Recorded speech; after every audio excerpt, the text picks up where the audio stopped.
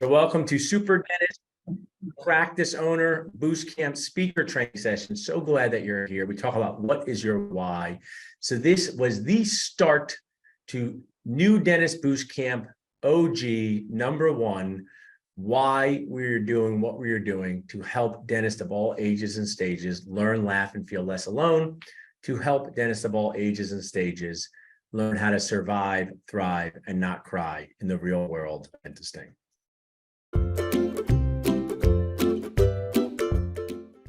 You know, what are some of the biggest milestones in your life, biggest transitions, and how do they make you feel when you go through those transitions? So we're going to talk about the wild dental nacho world of practice transitions, but before we get to that, let's go back to our life transition. So what's one of our big transitions? One that I think of is graduating from high school. So it makes you feel excited. You get to leave your parents' house, but nervous because you don't have any money. People are like, you're an adult. I'm like, I'm an adult with no money.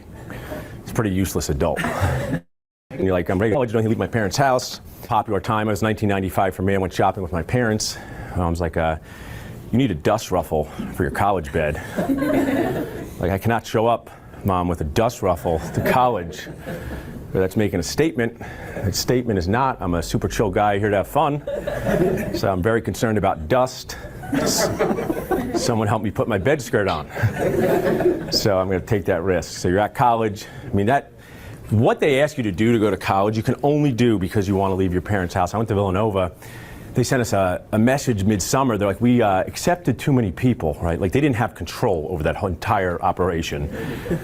You're going to have to live in a room with 2 grown adult men and you. And I'm like, all right, I'll do it. I get to leave my parents' house. But I wound up sleeping on the top bunk, so that was good. I did not get the dust ruffle, because that would have been really bad.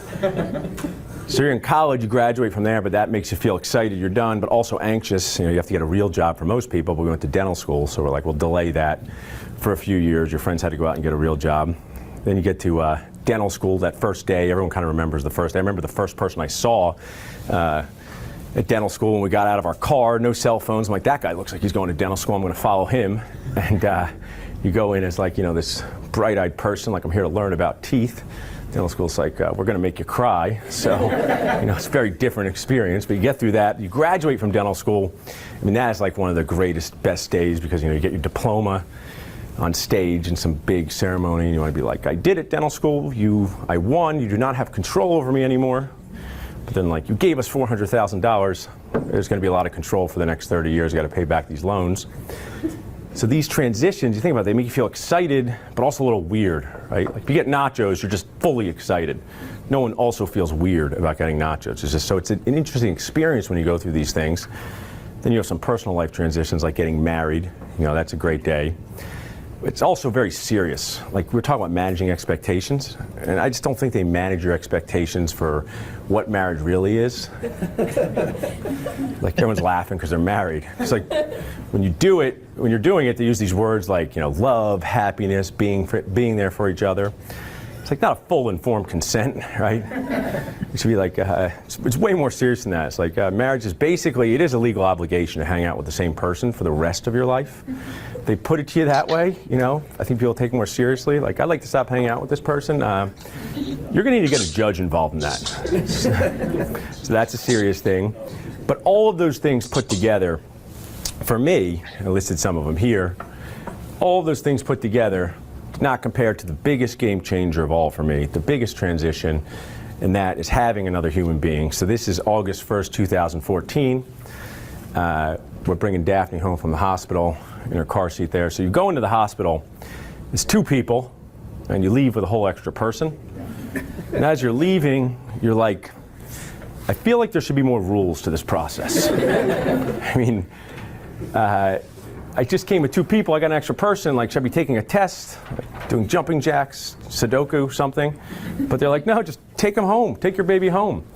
And you know, we put more training into baristas at Starbucks than to parents, and that's pretty insane, and sometimes you see that out there in society. But there is a rule in Philadelphia, I don't know if you can tell from this picture. It's a rule that makes no sense at all. You have to bring the child home in a car seat. You do not have to have a car.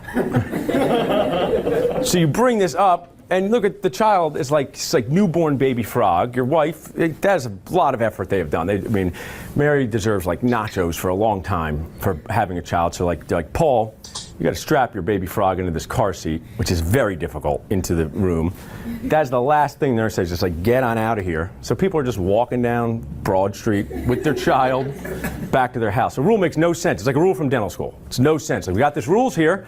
How come they make no sense? These are just the rules we've had for 50 years. So I think that, when you go through these transitions and people don't help you with these big life decisions in a meaningful way, and big dentist decisions, you can just have problems, just like we heard yesterday from Rob Montgomery and Jamie Amos. And what I would like to create is just some more space about these transitions and what we're doing, because purchasing a dental practice, where you're going to dentist and anchor yourself for a long time. I mean, this is my brother Jeff and I at the sign at our dad's office. This is us. I was 8 and 3. See, like that face looks like I'm kind of bossing them around there, and I'm like, didn't change much 30 years later. But you go through these transitions. But we had a dad who was a dentist, so we didn't have to dig into all of these things in the same way. But we have purchased multiple practices since there. So if you're thinking, hey, I am done purchasing practices, I've heard people say, hey, I am done having kids, and then I see them again, and there are more kids. So at some point they think it is a good decision to have another child, and we have a satellite practice. Now we're co-parents of this practice here, and we have a satellite practice in Ewing, New Jersey, so you may purchase another practice. And sometimes you have a child, and like, next time I do this, I'm going to do things differently because I made some errors. I learned from it. So we did the same thing with our practice transitions. But people tell me a lot of times, or ask, like, what's it like to own a practice? Is it like having a child? And I would say, yes, it is, but it's not like having an infant, because infants are actually very easy. They're very small. They sleep a lot. You could just pick them up. Like, you can drink a margarita with one hand and hold your infant in the other hand. And that is a true story from Elvez. Some people are like, why do you have a baby at the bar? I'm like, why don't you have a baby at the bar? Don't you love your child? I want to bring her out wherever we go. But see, she's sleeping. But what is it like to have a dental practice? And it's not like having an infant. It's like having Daphne a year ago. It's like having a 3-year-old child for 30 years that never grows up.